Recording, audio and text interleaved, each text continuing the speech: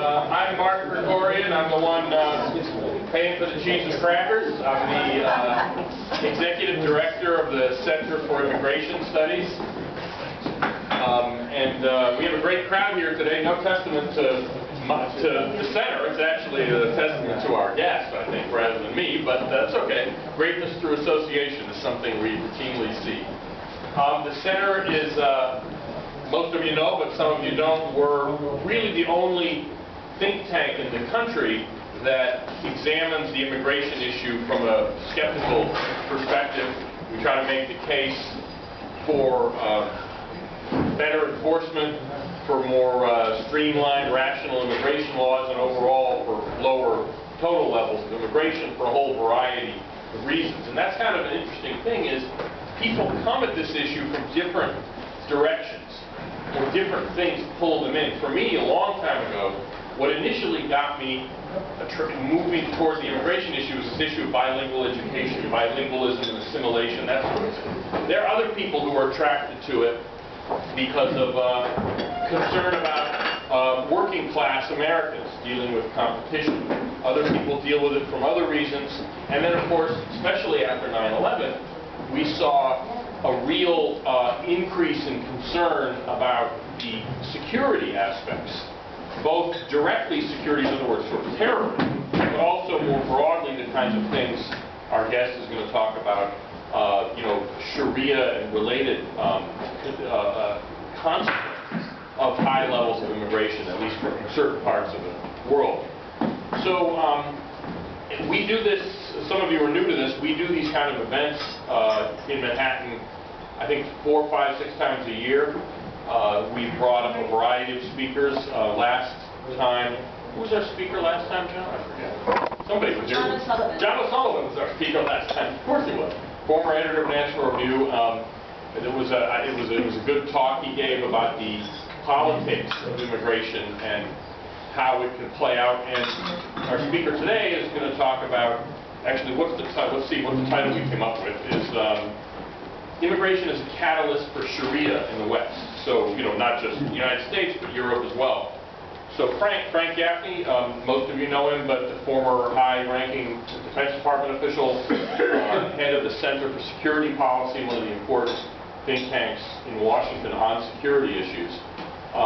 Won't be talking about the mechanics, the plumbing of immigration, which is the kind of thing we do more, but rather the consequences of some of our feckless and ill-considered immigration policies. Maybe also in Europe. I'm not sure if that's what he has in mind. Obviously, it's relevant there as well as to us. So Frank will talk for a while, 20, 25 minutes, however long he feels like talking, really, and then we'll have a discussion until somebody gets tired or runs out of questions. So, Frank?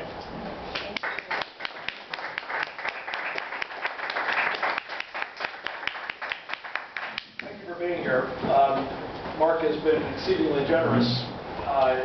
In truth, I'm sure you're here for the Center for Immigration Studies, at least I hope you are, because I'm here for the Center for Immigration Studies because I have a chance to work with Mark and his team a lot. And actually, one of the things that I hope we might talk about in the course of the conversation tonight is what we might do much more of, because I see a nexus developing between the work that Mark really does uniquely in this country and the work that we're doing. And it would be terrific if we could collaborate much more intensively. But let me just say a word about CIS, because I think if you don't know much about this organization, it may be possible to underestimate its importance. As Mark said, this is the one institution, certainly in Washington, and I suspect across the country really, that is actively and at the highest intellectual and operational levels engaged in making the substantive case for sound immigration policy. In the face of what is, even before this recent debacle,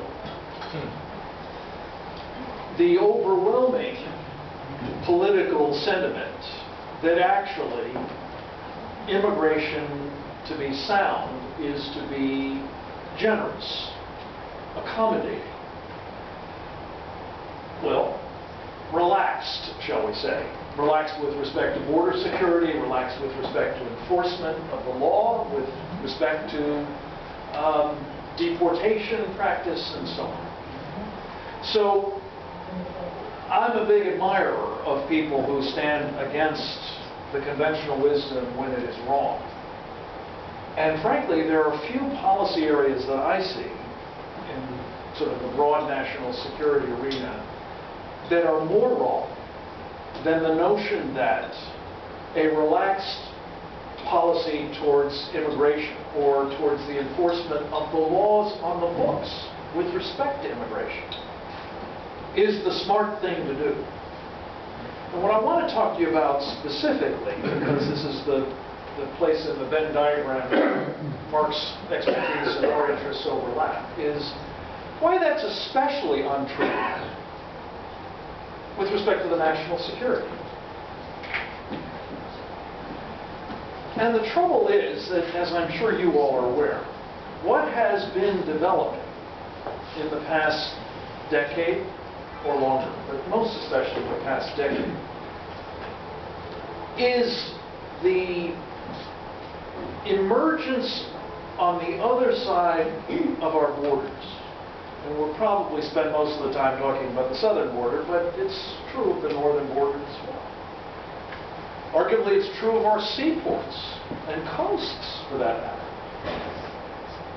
We are leaving them vulnerable, even as we're being told that they're more secure than ever, mind you, but we are leaving them vulnerable at a time when we know that people on the other side of them, north and south,